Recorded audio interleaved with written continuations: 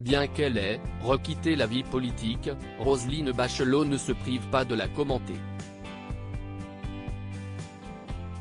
Invité dans l'émission On refait le monde d'Aurélie Herbemont et Éric Brunet ce mardi 28 mars sur RTL, l'ex-ministre de la Culture a donné son avis sur la réforme des retraites du gouvernement, au cœur de l'actualité ces dernières semaines. Même si elle ne fait plus partie de l'équipe gouvernementale et qu'elle ne se gêne pas parfois pour la critiquer, Roselyne Bachelot partage tout de même l'avis de l'exécutif sur la nécessité de cette réforme. On l'a vu dans les réformes précédentes des retraites, je comprends très bien que ça ne fasse pas plaisir aux gens, moi je pense que cette réforme des retraites, elle est absolument indispensable, a-t-elle déclaré au micro de RTL, expliquant que les projections faites par un certain nombre d'organismes risquent d'être trop optimistes.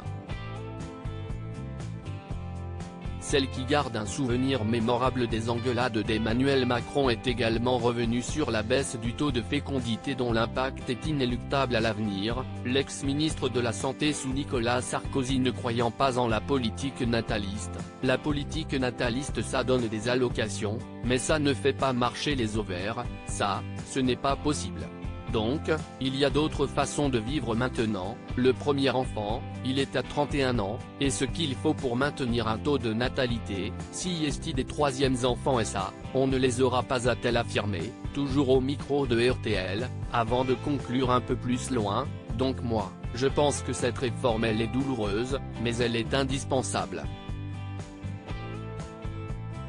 Roselyne Bachelot et ses broches, retour en images sur sa passion pour cet accessoire. Roselyne Bachelot, dure avec les artistes, douce avec ses anciens collègues désormais plus éloignés de la vie politique, Roselyne Bachelot en a profité pour livrer ses 4 vérités avec son livre 682 jours paru au début de l'année.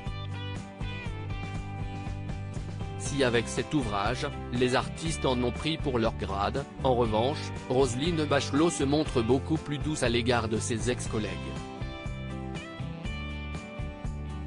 Récemment, l'ex-femme politique s'est permis plusieurs confidences au micro de Bruno Guillon, racontant notamment comment lors de sa première rencontre avec le président de la République, Emmanuel Macron l'avait hypnotisée, ou encore sa déclaration d'amour à Jean Castex, l'ancien Premier ministre auquel elle devait répondre lorsqu'elle était au gouvernement.